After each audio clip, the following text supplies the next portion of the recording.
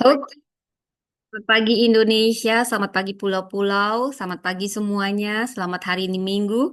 Sungguh suatu sukacita bisa berkumpul bersama saudara. Saya mohon maaf ada banyak ya, kalau namanya seorang ibu sambil melayani ya, suara anak-anak kecil, tapi itu membuat saya tidak patah semangat untuk selalu melayani, mengembangkan talenta sembari saya juga melayani terutama anak saya. Ya, oke saudara, sebelum kita mendengarkan firman Tuhan. Di hari Minggu ini harinya Tuhan, mari kita berdoa.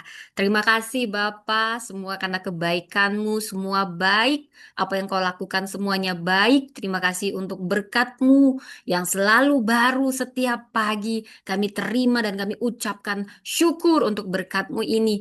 Terima kasih saat ini Roh Kudus ambil alih hamba-Mu, penuhi dengan karunia hikmat pengetahuan memberitakan hanya kebenaran firman-Mu yang mendewasakan, menutrisi kami. Tuntun kami Roh Kudus, bimbing kami Roh Kudus. Di dalam nama Tuhan Yesus, kami mau mendengarkan berfirman-Lah ya Tuhan.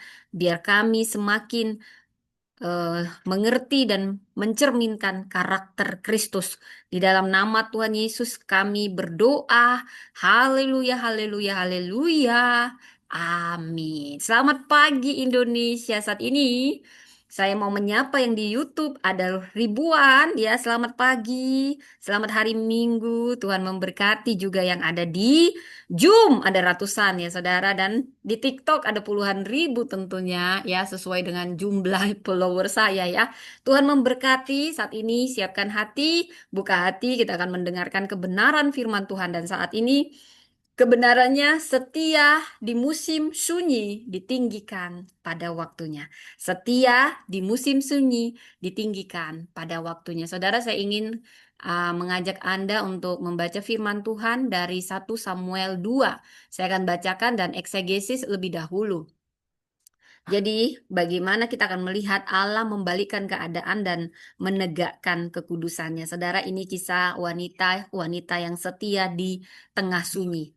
Ya, saudara, ini adalah poros teologi di 1 Samuel. Dia Allah kita yang maha besar itu memperlihatkan dua wajah karyanya. Allah yang meninggikan yang rendah hati dan yang menjatuhkan pemimpin yang tinggi hati. Saudara, Allah kita Allah yang berdaulat atas sejarah, ibadah, dan kepemimpinan rohani. Kita akan belajar dari seorang wanita bernama Hana. Kita kembali terus membahas Hana, nyanyian Hana yang sangat menyentuh dan bagaimana disiplin Tuhan atas kejahatan anak Imam Eli dan bagaimana Tuhan mengangkat yang setia dan rendah hati. Saudara, di sini ada hal yang kontras yang sedang dibandingkan kesalehan dibanding dengan kebejatan, ketaatan dibanding dengan penyalahgunaan jabatan dan kerendahan hati dengan kesombongan rohani. Saudara, kita mulai membaca dari 1 Samuel 2 ayat 1 sampai 10. Ayat 1, ini sukacita yang berakar pada Allah. Hatiku bersukaria karena Tuhan, kata Hana. Sukacita Hana bukan karena Samuel, tapi karena Tuhan. Ditinggikan tandukku. Ini simbol kekuatan, ini simbol kehormatan, pemulihan martabat. Ini teologi sukacita yang teosentris, bukan antroposentris. Jadi saudara, Allah adalah sumber identitas dan pembenaran, bukan situasi hidup. Bila kita baca dari 1 Samuel 2 ayat 2 sampai 3, ini tentang Allah yang kudus dan maha tahu. Janganlah kamu memperbanyak kata-kata congkak. Paul makan, nak. Ya, saya sambil ngomong anak saya. Ya, Allah digambarkan sebagai Allah yang kudus. Tidak ada yang setara dengan Allah kita. Allah pengetahuan. Dalam bahasa Ibraninya kita gali El Deot. Ini Allah yang menimbang motif hati. Saudara, ibadah sejati itu lahir dari kerendahan hati. Anda bohong. Siapapun bohong kalau Anda sombong bisa melahirkan ibadah sejati. Itu hanya kepalsuan. Kalau Anda bisa nongol, haleluya, haleluya, Anda begitu mengangkat tangan, tapi hati Anda busuk, itu bukan ibadah sejati, itu ibadah saleh yang palsu. Saudara nggak usah lah kita hakimin itu ya, tahu sendiri bertobat ya saudara ya. Ayat 4 sampai 8. Allah membalikkan keadaan. Saya suka sekali. Allah membalikkan keadaan. Anda jangan suka remehin orang. Jangan suka memperalat atau memanfaatkan. Karena Tuhan sangat-sangat menghargai ketulusan, kesetiaan. Dan Anda yang sekedar memanfaatkan itu akan diputar balikkan Tuhan untuk mempromosikan seseorang yang berkenan kepadanya, saudara. Divine reversal, pembalikan ilahi. Yang kuat dijatuhkan, yang kenyang menjadi lapar, yang mandul melahirkan, yang kaya dibuat miskin. Saudara, yang rendah diangkat Tuhan. Ini penghiburan bagi orang-orang yang sering diremehkan, direndahkan padahal orang yang baik. Jangan Anda meremehkan orang-orang yang rendah hati, orang-orang yang baik, yang tulus. Jangan sempat Anda hanya manfaatin. Nanti Anda gigit jari, Anda direndahkan, dia ditinggikan, Anda gigit jari. Ya, saudara, Allah bukanlah netral secara moral. Dia berpihak pada keadilan, kerendahan hati. Dia selalu berpihak pada keadilan, kerendahan hati. Allah adalah Tuhan sejarah yang aktif. Dia bukan penonton pasif. Saudara, bila kita bahas dari ayat 9 sampai 10 ini tentang nubuat kerajaan dan mesianik. Saudara, dia akan memberi kekuatan kepada rajanya. Ini nubuatan apa? Ini nubuatan dini tentang kerajaan Israel. Bahkan yang bernuansa mesianik. Apa itu mesianik? Ya, itu tentang Mesias, ya, tentang hal teologis yang menjadi pondasi teologi Raja Daud dan kelak inilah yang mengacu pada Yesus Kristus. Nyanyian Hana, bila kita baca ini mirip dengan Mazmur di kerajaan dan mirip dengan apa yang Maria Bunda Allah nyanyikan di Lukas 1 ayat 46 sampai 55. Magnificat Maria. Saudara, kalau kita bahas lagi 1 Samuel 2 ayat 12, di sini kita bisa memberi bagaimana keadilan Tuhan pada kejahatan anak-anak, sekalipun dia anak imam terutama, anak-anak Eli. Begitu tegasnya Allah kita. Makanya hati-hati lu. Lu mau pendeta, lu mau anak pendeta, nggak bisa lewat adil. Tuhan itu adil. Mau lu anak pendeta, lu tetap dihukum. Bahkan anak pendeta nggak pernah dinasihati, dihukum lebih tinggi, ya, lebih tinggi. Hati-hati. Jadi anak Eli ini keterlaluan tidak menghormati Tuhan. Mereka tidak mengenal Tuhan. Ini bukan karena ketidaktahuan intelektual, tapi ketiadaan relasi yang kudus. Kekristenan bukan agama, kekristenan adalah relasi kita dengan Tuhan. Ini ironis padahal bapaknya imam, namanya Imam Eli, tapi sama anak lembek. Ya, ini kita orang tua yang tidak mendidik anak. Nanti kita menuai. Didik anakmu. Takut Tuhan, didik anakmu. Hormat sama Tuhan. Jangan kau biarkan pembantumu atau gurumu yang mendidik. Dia harus takut Tuhan lebih dulu. Eli seorang imam tapi gagal mendidik anak. Payung yang bocor sebagai otoritas. Imam yang melayani Allah tapi tidak mengenal Allah. Karena sebenarnya hubungan itulah bukan agama ya. Relasi. Relasi kita dengan Allah. Saudara, kita bahas ayat 13 sampai 17 ini bisa saya katakan penyalahgunaan jabatan rohani. Anda yang menjabat nggak harus jadi pendeta, Anda jadi camat, Anda jadi apapun, Anda menyalahgunakan jabatan, hati-hati. Saudara, anak-anak Imam Eli ini mentang-mentang imam suka-sukanya merampas bagian korban, mengabaikan hukum Taurat dan menghujat ibadah umat. Wow, ini jahat ya saudara ya. Kalau kita balik ke ayat 17, dosa mereka sangat besar di hadapan Tuhan dikatakan. Ini makna teologisnya sangat dalam. Dosa mereka sangat besar di hadapan Tuhan. Dosa pemimpin rohani itu lebih berat karena ini merusak umat dan ibadah. Saudara, hati-hati kita yang jadi pendeta, hati-hati yang jadi ini. Kalau kita salah menyesatkan, hukumannya lebih berat. Jadi hormatilah dan hargailah para pemimpinmu. Jangan hanya menuntut mereka. Karena mereka diberi beban yang berat, saudara. Ya, mereka perlu didukung, perlu didoakan. Mereka juga manusia yang bisa salah. Jadi jangan juga kau lebih hormat sama mereka daripada sama Tuhan. Pelajari, ya pelajari firman supaya kau tidak disesatkan. Saudara, dosa pemimpin rohani bisa lebih berat. Kenapa? Karena dia memimpin umat, dia yang merusak umat langsung. Makanya pendeta itu aneh kalau nggak sekolah jadi pendeta, karena dia belum pernah belajar kebenaran firman. Banyak sekarang pendeta nggak mau sekolah, ngaku-ngaku dia dipenuhi Roh Kudus, pada Roh Kudus bilang sekolah kau, sekolah. Ya, dia malah mengecilkan yang sekolah karena dia menghemat tidak mau sekolah gitu ya, saudara. Dia bilang sekolah itu sombong, padahal sekolah itu kerendahan hati. Sebelum kita didengar, kita mendengar. Sebelum kita mengajar, kita diajar. Mungkin kita lebih pintar daripada dosen kita, tapi kita sedang dilatih kerendahan hati. Karena kerendahan hati kunci peninggian. Jadi bohong. Ada mama-mama dia ngaku-ngaku aja. Dia dipenuhi Roh Kudus. Aku nggak perlu sekolah katanya gitu ya. Sekarang kalau orang-orang karismatik terutama yang sekolah dikecil-kecilkan, yang nggak sekolah ngaku-ngaku aja. Yang penting dia bisa ngaku-ngaku dengan bahasa roh. Aneh, potensi dibunuh. Nepotisme begitu tinggi, yang pintar menjilat lah, nepotisme lah. Nah, aneh sekarang. Jadi, tapi saya mau katakan, tidak usah kamu bingung. Peninggian dari Tuhan. Dan hanya orang yang rendah hati yang bisa ditinggikan.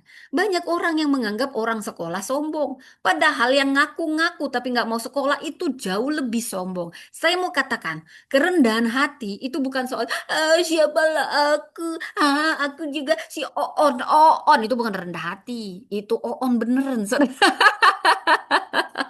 Aduh, banyak yang begitu, sosok meninggikan, merendahkan diri, padahal sebenarnya sombong, ya gitu ya saudara ya.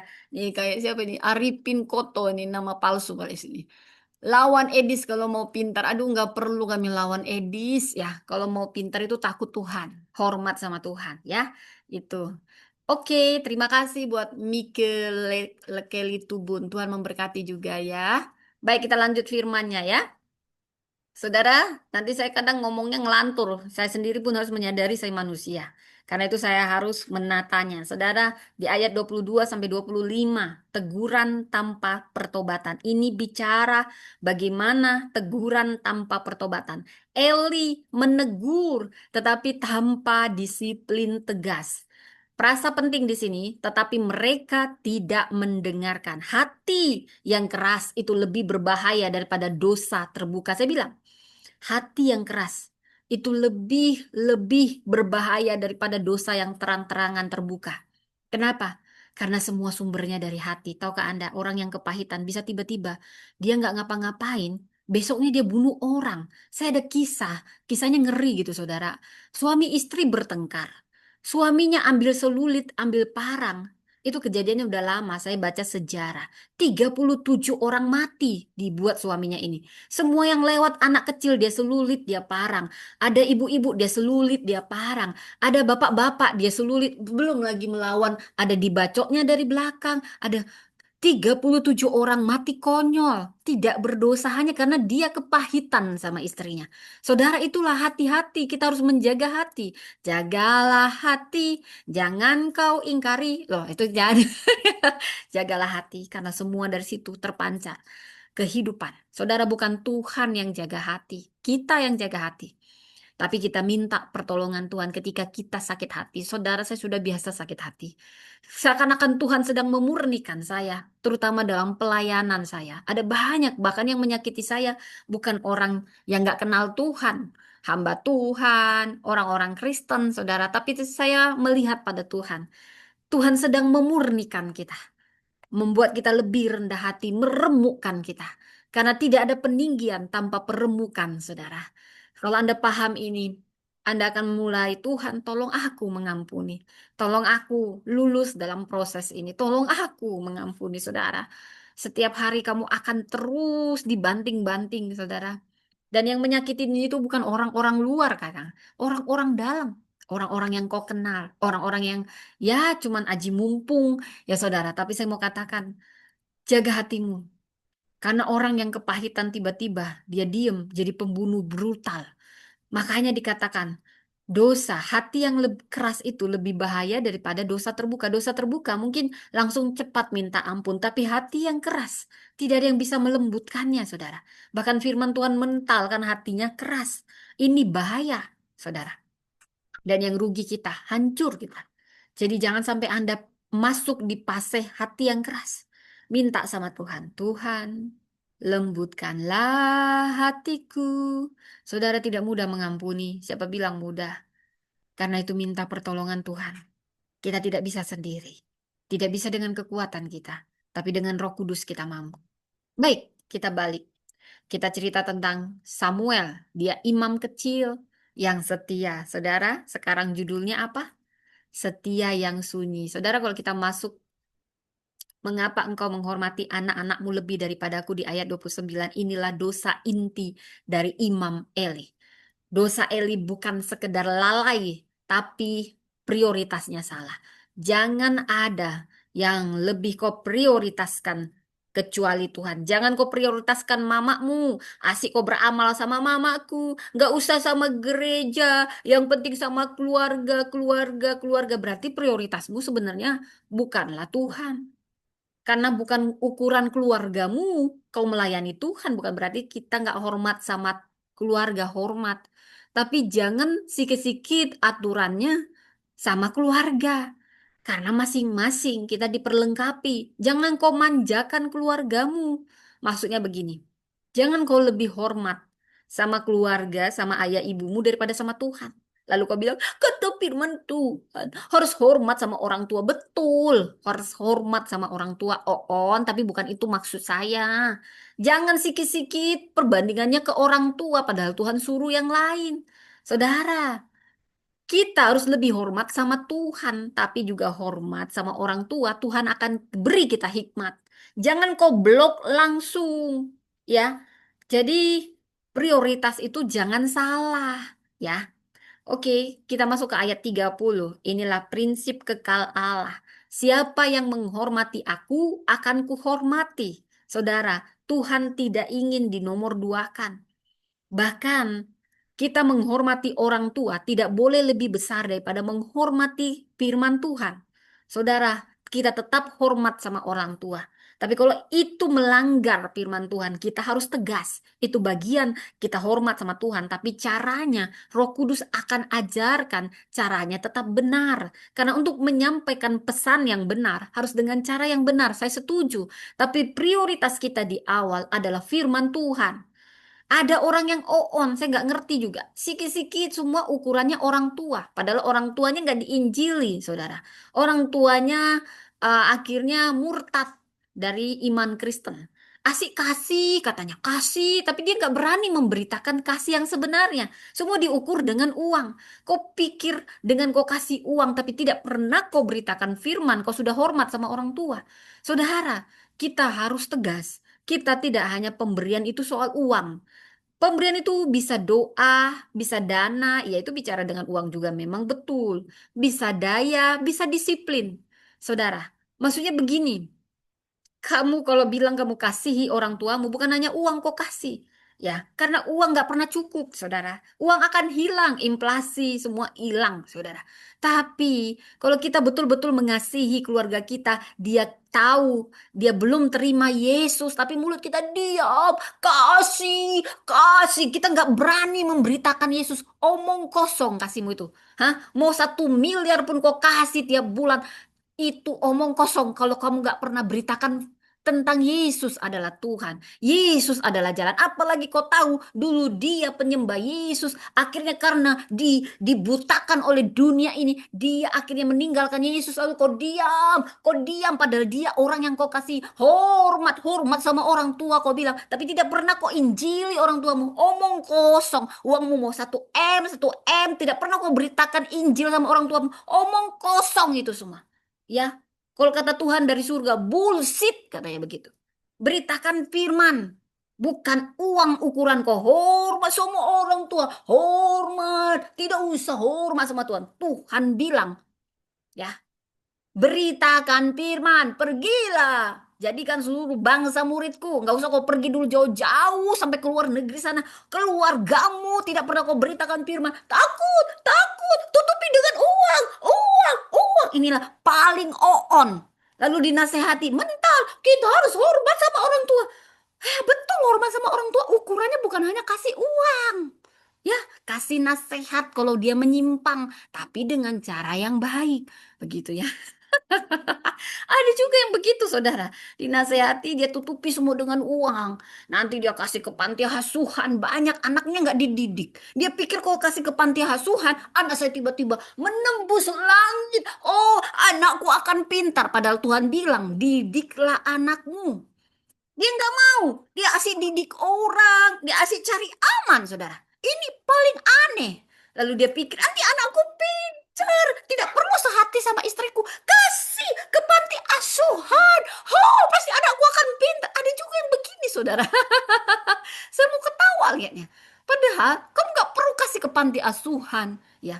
Kalau kau didik anakmu, dia tetap pinter. Karena kata Firman, didik anakmu. Yang mendidik anakmu, kita orang tua. Bukan kau kasih-kasih ke panti asuhan, lalu anakmu tiba-tiba pintar. Tidak pernah dididik. Kau nggak pernah ngasih juga ke panti asuhan. Nggak pernah pun kau pedulikan anak-anak panti. Tapi kau didik anakmu, anakmu tetap pintar. Karena ukurannya bukan jumlah uang yang kau beri. Tapi bagaimana kau memberi dengan hati? Kau hadir dengan hati.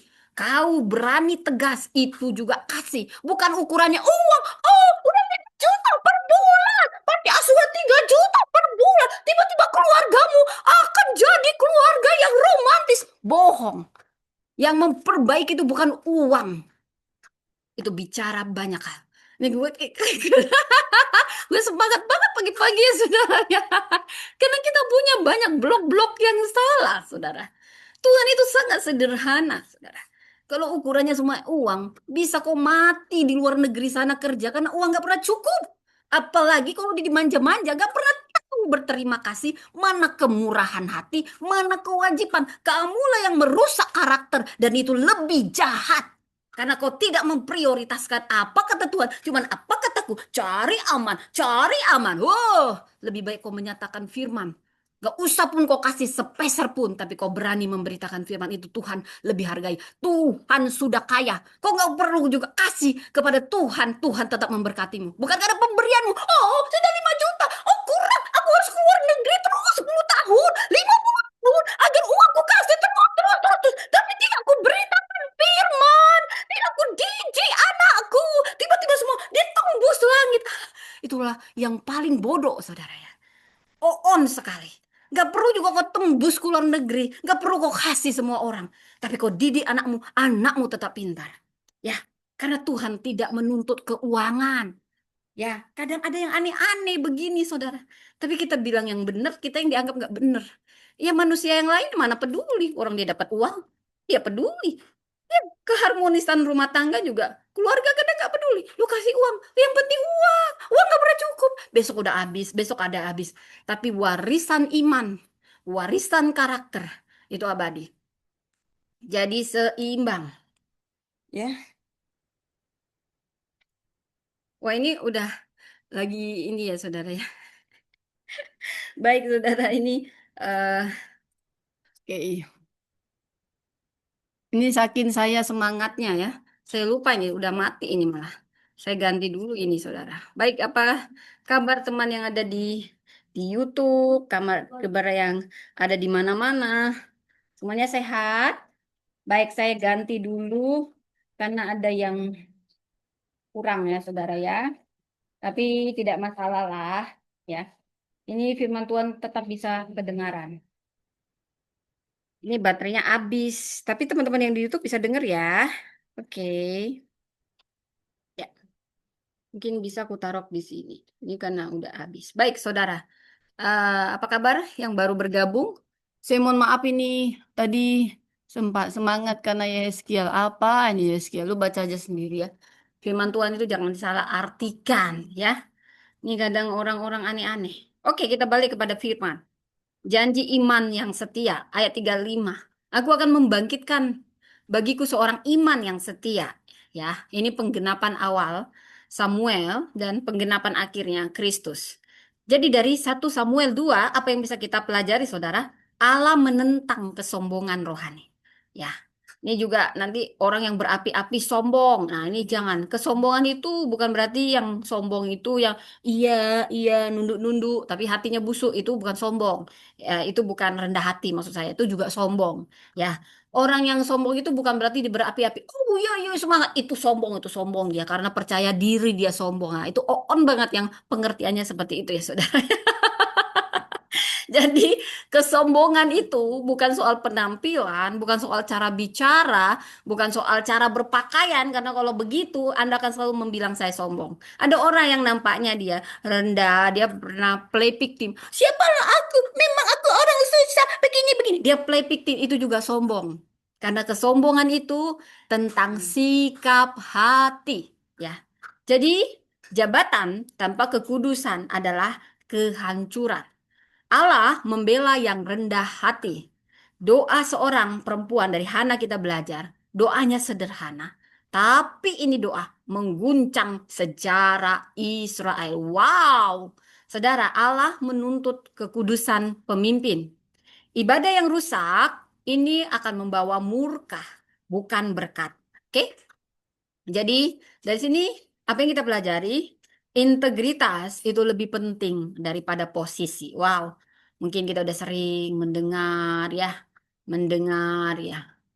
Yesus adalah Tuhan. Kalau kamu bilang itu hanya utusan Allah, ya saat dia jadi manusia berinkarnasi, jadi utus ya dari surga. Dia Tuhan yang jadi manusia, bukan manusia yang dituhan-tuhankan. Aduh, jauh banget ya. Lalu kalau masih juga bilang dia utusan, ya saya beritahu kebenarannya. Yesus adalah Tuhan, dia jalan satu-satunya ke surga. Kalau lu nggak percaya, lu mati lah malam ini. Pasti bilang, iya betul. Ya, kau setani. Udah kau dengar kebenaran, kau setani, kau biar nggak masuk kau ke surga gitu. Kasihan. Jadi karena aku kasihan, aku beritakan firman, yaitu aku beritakan kebenaran bahwa Yesus adalah Tuhan, bukan manusia. Ya, dia bukan manusia yang dituhankan, itu beda. Dia pernah jadi manusia. Kenapa dia harus jadi manusia? Karena misinya menyelamatkan dunia, dia harus dikorbankan. Dia bisa tendang orang-orang yang menyalibkan, dia bisa tendang sampai langit ketujuh, dia bisa keluarkan kuasanya sebagai Tuhan. Tapi dia harus lemah lembut, menguasai diri supaya misi penyelamatan berhasil. Oke?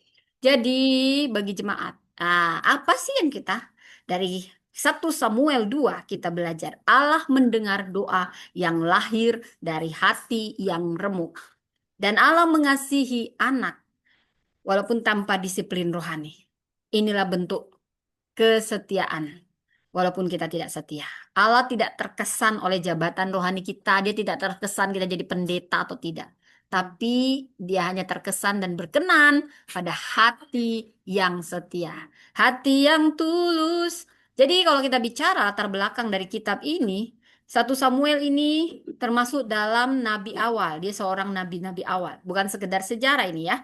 Ini sejarah profetis. Sejarah yang ditulis untuk menyatakan kehendak Allah dan penilaian dari Allah. Saudara, dari pasal 2, ini adalah kunci hermeneutik bahwa Allah meninggikan yang rendah seperti Daud, tidak dianggap direndahkan siapapun tapi ditinggikan Tuhan. Lalu dia merendahkan yang congkak, Saul. Ya, Tuhan itu nggak perlu belas kasihan, dia pingin ketaatan kita. Kita harus lebih takut sama Tuhan daripada sama manusia. Kita lebih takut sama Tuhan daripada sama orang tua kita, ya. Kalau kita buat Tuhan prioritasnya salah, Tuhan marah. Ya. Jadi Eli salah. Jadi pemimpin yang setia, contohnya Samuel ditinggikan Tuhan. Pemimpin yang gagal prioritasnya salah, seperti Eli dihukum sama Tuhan. Seperti kita tahu di mana itu masa peralihan hakim. Jadi saudara, dari sini kita belajar banyak hal bagaimana sejarah-sejarah dari kitab 1 Samuel. Saya memberi setia dalam sunyi, saudara ya. Pertama yang ingin saya nyatakan dari sini, Allah menjaga langkah orang-orang. Bukan hanya di panggung terang, tapi terutama di lorong sunyi kehidupan. Yang pertama, Allah menjaga langkah orang benar di musim yang sunyi. Apa ini maksudnya? Kalau kita baca di 1 Samuel 2 ayat 9a, Allah menjaga langkah kaki orang-orangnya yang setia. Wow, artinya menjaga, artinya apa? Allah aktif. Dia Allah yang aktif, bukan pasif. Langkah kaki ini bicara apa? Ini proses. Ini proses yang kecil mungkin, tapi ini bisa punya hasil yang besar. Dan orang-orangnya. Ini artinya apa? Relasi, ada relasi perjanjian. Tuhan tidak hanya menjaga tujuan kita, tapi setiap langkah kecil yang kita ambil pun dengan iman, Dia aktif menolong kita. Jadi, kalau kita sudah berdoa, apa yang kita rancangkan tidak sesuai, percayalah Tuhan turut bekerja dalam segala sesuatu. Lain hal kalau kau nggak berdoa, ya. Mungkin itu teguran supaya kau berdoa. Makanya Papa berdoa dulu. Tuhan akan tuntun. Kalaupun kesannya di awal nampak seperti ini, kesalahannya di mana. Ketika kita bawa itu pada Tuhan, Roh Kudus akan menuntun. Dan pada ujungnya semua akan mendatangkan kebaikan. Kalau kita membawanya pada Tuhan. Saudara, doa si Hana ini yang kita mau pelajari. Setia dalam doa yang sunyi. Doanya tidak disorot, air matanya tidak dipublikasikan, namun Tuhan mencatat setiap helaan nafasnya. Doa yang tidak terdengar manusia justru paling jelas terdengar di hadapan Allah. Jadi, jangan remehkan doa yang terus dipanjatkan, kesetiaan yang tidak dilihat, kebaikan yang tidak dibalas. Saudara, Tuhan menjaga langkahmu bahkan saat kau merasa berjalan sendiri. Kesetiaan di balik layar itu selalu mendahului pengangkatan Tuhan. Orang-orang yang setia saja yang akan bisa diangkat Tuhan. Orang yang kepahitan meninggalkan di tengah jalan tidak akan bisa, saudara. Jadi Ruth, kita belajar dari Ruth kesetiaannya. Wow, luar biasa. Wanita Moab. Bangsa Moab begitu jahat. Tapi ada wanita yang sangat setia namanya Ruth. Dan kesetiaannya dibalik walaupun orang nggak lihat, Tuhan lihat. Tuhan angkat. Tuhan membalas perbuatan siapapun Anda yang tetap setia. Sekalipun tidak ada yang lihat, Tuhan lihat. Ruth contohnya, dia setia tanpa sorotan. Dan dia tulus, tidak ada niat dia, oh pasti nanti si Nomi ada aja nanti yang dikenalinya untuk saya nikahi. Nggak ada. Dia hanya tulus setia. Tapi Tuhan memberi lebih dari yang dia pikirkan. Dapat Boas si konglomerat. Dan memperhatikan Ruth, masa depannya sedang disiapkan, saudara. Dia jujur, tulus. Dia mengasihi Naomi siapa. Kadang kita ini relasi cuman mau ajas manfaat. Belajarlah dari Ruth. Tidak ada yang bisa dimanfaatkannya lagi dari Naomi mertuanya yang sudah nyuruh dia pergi, dia tetap setia. Padahal nggak ada anak laki-laki, nggak ada harta. Wah, kalau kita lagi titik terendah, biasanya orang pergi menjauh, saudara. Tapi ini Ruth, orangnya setia.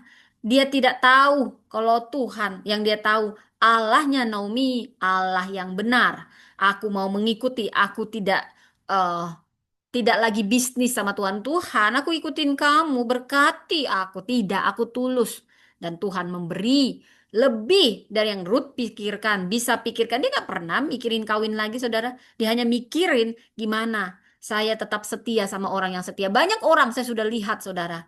Wah, orang yang baik belum tentu setia. Tapi orang yang setia sudah pasti baik. Saya banyak sekali melihat teman saya. Wah, bukan dari hal besar saya bisa menilai kesetiaannya. Saudara, dari hal kecil. Kami jalan sama-sama dan saya dihadang oleh orang jahat. Saya dihadang sama orang gila gitu, saudara, di pinggir jalan. Teman saya yang dua itu lari. Ya, nggak mau nolongin saya, saudara. Yang nolongin saya justru orang yang nggak kenal saya. Bahkan nggak mau berada tetap bersama saya. Saya bilang tolong, tolong langsung mereka pergi. Padahal dia teman saya, baru tadi jalan sama.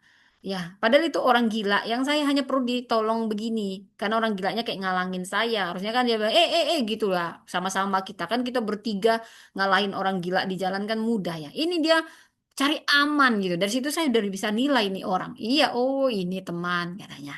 Ya, padahal dia lagi susah saya bantu. Ya, dia lagi diomongin saya bela. Orang gila lagi ngadang jalan saya. Saya nggak sengaja. Saya dibiarin. Kayaknya saya dijurumusin. Biar dia yang ketemu sama orang gilanya. Jadi dia udah tahu ada orang gila tapi nggak bilang gitu, saudara. Dia kayak menjerumuskan kita. Wah, ini udah kelihatan ini orang kayak gini. Memang saya lihat pun hidupnya nggak diberkati. Anda cuman berelasi, cuman ajas manfaat apa yang bisa ku manfaatkan, apa yang bisa ku ambil. Oh, ini berguna nggak sama aku. Wow, saya mau katakan ya. Tapi memang kita perlu bijak, karena memang ada juga orang yang parah. Kita udah baik, udah tulus dimanfaatin, saudara. Dia lebih baik sama orang jahat daripada orang baik kayak kita. Aneh juga ini kan. Aneh yang kayak gini. Tapi yang kayak gini biasanya sial dia. Kalau orang udah baik samamu, baiklah. Ya, orang jahat kok baikin. Orang baik kok manfaatin. Apa nggak aneh kok itu? Hah? Ada yang kayak gini. Sama orang jahat dia baik. Sama gue yang baik sama dia, dia manfaatin doang, saudara. Padahal dia orang Kristen. Aneh ya. Ini aneh ini orang kayak gini. Tapi nggak kemana-mana kok orang kayak gitu. Karena peninggian hanya bagi orang yang rendah hati. Contoh rendah hati ya itu setia kawan. Ya, kalau orang rendah hati itu pasti setia, saudara. Bohong itu dibilang nggak setia. Ya. Nah, Ruth tidak cari panggung. Kita bicara dari Ruth dan Hana. Dan Tuhan memberi lebih dari yang dia minta. Dia nggak minta, Tuhan kasih. Orang yang setia nggak minta pun dia, Tuhan kasih. Kamu setia, nak. Tapi aku nggak minta, Tuhan. Nah, lu yang minta-minta tapi nggak setia, lu nggak akan dikasih. Ya, paling lu dihajar dulu ya, karena Tuhan mengasihi. Ya, kalaupun dikasih, ya itu karena kebaikan Tuhan. Ya, ucapkan syukur. Kesetiaan anda, ya, dalam senyap Tuhan selalu perhitungkan. Ini yang akan menjadi dasar pengangkatan Tuhan. Benih yang paling berharga tidak ditanam di atas, saudara, tapi yang dikubur di dalam tanah yang gelap, nggak ada yang lihat. Saudara, benih nggak akan tumbuh kalau kita cuma taruh di atas, ya, maksudnya di atas meja, dinampak-nampakin ya nggak. Benih yang sungguh-sungguh paling berharga justru saat dia ditanam dalam ke tanah muncullah dia. Nah, inilah kesetiaan dalam senyap. Jadi, sebentar lagi kita akan mengakhiri tahun dan memulai tahun yang baru, saudara. Jangan mulai dengan ambisi, tidak perlu membuktikan diri. Kita setia, konsisten dalam hal sederhana, karakter yang konsisten dan takut Tuhan. Karena pesan yang ketiga, Tuhan menampakkan kemuliaannya pada waktunya. Tuhan akan menghakimi setiap orang, meninggikan yang rendah hati dan merendahkan yang tinggi hati. Saudara, seperti dikatakan meninggikan tanduk, ini pemulihan kehormatan. Tuhan tidak menunda tanpa alasan. Kalau kau ditunda, belum dipromosikan, bukan berarti kau ditolak Tuhan. Kau lihat orang cepat banget naik, melejit-melejit, kau seperti jalan di tempat. Padahal kau udah setia, padahal kau baik. Apa ya Tuhan, kok aku belum? Penundaan bukan berarti penolakan. Karena ada alasan Tuhan. Waktunya Tuhan pasti yang terbaik. Waktu Tuhan pasti yang terbaik. Dan penantian itu bukan penolakan. Musim sunyi bukan tanda Tuhan absen. Tapi tanda dia sedang bekerja dengan caranya.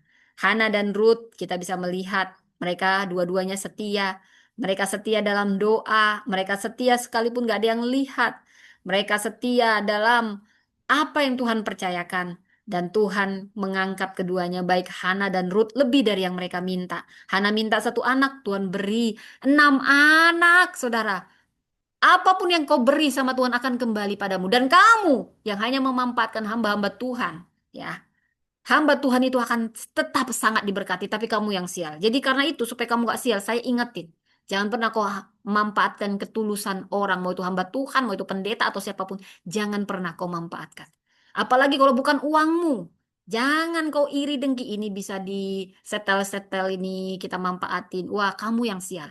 Yang kamu manfaatin itu akan Tuhan promosikan, akan Tuhan berkati. Kalaupun dia nggak tahu kau yang manfaatin dia, nggak apa-apa. Tuhan tahu. Jadi karena saya sudah lihat bagaimana orang-orang yang suka memanfaatkan saja tidak pernah diberkati. Jadi saya perlu bilang, tapi kamu yang sering kali disalah mengerti, hanya sekedar dimanfaatin tetaplah tulus. Karena pengangkatan datang dari Tuhan. Mungkin gak ada yang melihat kesetiaanmu mendoakan pemimpinmu, mendoakan jemaatmu. Ya, Tuhan selalu mencatat kesetiaan dalam sunyi. Ini si Eko Prayitno, puluh-puluh ya, entah apa, mau bicara perpuluhan dia. Saya nggak minta, uangmu nggak laku. Kalau ada yang di sini membahas perpuluhan, saya nggak bahas perpuluhan, saya nggak bahas uang di sini. Itulah paling manusia paling pelit. Saya teliti yang suka mempermasalahkan perpuluhan pada saya kok banyak apa. Saya nggak minta uang, uangmu nggak laku di surga. Jalan ke surga itu emas, uangmu udah gitu yang paling parah dia membungkit perpuluhan, dia sendiri nggak pernah kasih perpuluhan, dia hanya iri dengki, iri dengki, iri dengki, dan suka menjelek-jelekkan hamba Tuhan. Saya katakan ya, saya nggak pernah minta uang di sini, nggak ada uang, nggak perlu uang, saya udah kaya, lihat dua aja kaya, ya kan, kaya hati, kaya ilmu, ya. Jadi jangan pernah kau fitnah setiap hamba Tuhan. Banyak hamba Tuhan yang tulus, ya. Kalau kamu nggak mau kasih perpuluhan, nggak usah kasih, nggak laku perpuluhanmu. Mau 1 M juga nggak laku tuh di surga. Kalau hatimu busuk, hatimu menjelek-jelekkan orang, memfitnah orang, ya nggak laku, ya. Nggak perlu uangmu. Tuhan itu kaya. Dia bisa pakai, dia bisa ubah batu jadi emas. Ya, nggak usah kasih uang kalau kau nggak mau ngasih uang. Tapi jangan kau jelekkan pendeta. Ya, mau pendeta karismatik mengungkit perpuluhan kan nggak pernah diminta, kan nggak uang kau. Kita ini bahas Hana, doa Hana setia dalam sunyi.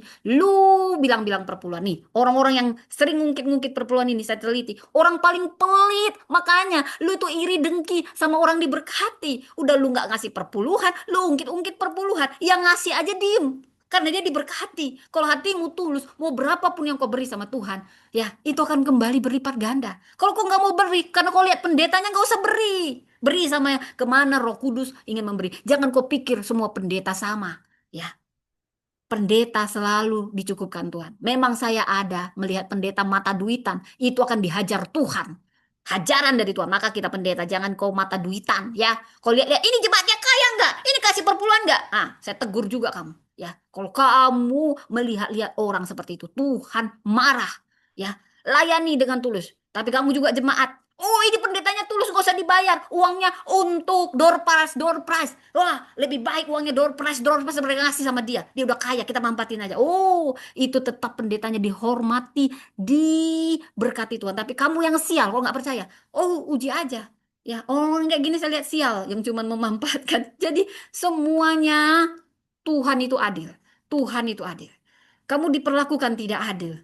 Kamu akan mendapat keadilan dari Tuhan. Tetaplah berbuat adil. Dan kamu yang suka memperlakukan yang tidak adil padahal Tuhan sudah kasih di hati nuranimu. Nggak boleh kayak gitu. Nggak boleh kayak gitu. Asik kau.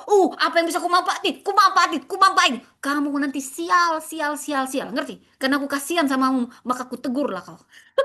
Baik-baik. Ini saya mau gereja. Jadi kita selesai di sini ya saya. Oke, jadi bagi yang sedang menunggu, jangan berhenti setia karena kamu belum melihat hasil. Penundaan bukan penolakan. Bagi yang tidak diperhitungkan, Tuhan melihat bukan seperti manusia. Kesetiaanmu Tuhan perhitungkan. Dan bagi kita yang akan mulai melangkah, jangan kejar hoki, kejar kehidupan yang menghormati Tuhan. Mari kita berdoa, terima kasih Tuhan. Kami mau setia sekalipun tidak ada yang melihat. Karena Tuhan setia menepati janjinya. Ajar kami berjalan setia, meski tanpa sorotan. Meski dalam penantian kami percaya waktu Tuhan yang terbaik. Tuhan yang meninggikan yang rendah hati. Ajari kami rendah hati. Ampuni kami kalau sombong Tuhan. Ampuni. Ajari kami Tuhan supaya kami setia di musim sunyi. Karena kami tahu promosi dari Tuhan. Promosi dari Tuhan. Peninggian dari Tuhan. Kami mau tetap tulus. Tulus. Tulus. Memberi yang terbaik. Adil. Adil. Adil. Tidak aji mumpung. Tidak memperalat orang. Ajari kami tulus. Karena berkat dari Tuhan, bukan dari manusia. Peninggian dari Tuhan, bukan dari manusia. Ampuni kami kalau ada hati kami yang salah, motivasi yang kami yang salah. Murnikan Tuhan. Di dalam nama Tuhan Yesus, kami berdoa. Amin, amin, amin, amin. Gaspol ya, Tuhan memberkati GPDI Maranatha. Saya mau gereja, saudara ya. Oke, terima kasih untuk teman yang ada di Zoom. Ya, setialah. Sekalipun manusia nggak lihat, Tuhan lihat. Hanya yang rendah hati, yang setia, yang tulus, yang bisa ditinggikan Tuhan. Kamu yang ajas manfaat dan motivasi tidak murni, tunggul tangga mainnya. Yang kau dapat cuma segitu-segitu saja. Tuluslah sama setiap orang. Tulus dan jangan pernah memanfaatkan ketulusan orang. Tuhan memberkati. Bye teman-teman yang ada di YouTube. Tuhan memberkati. Dah.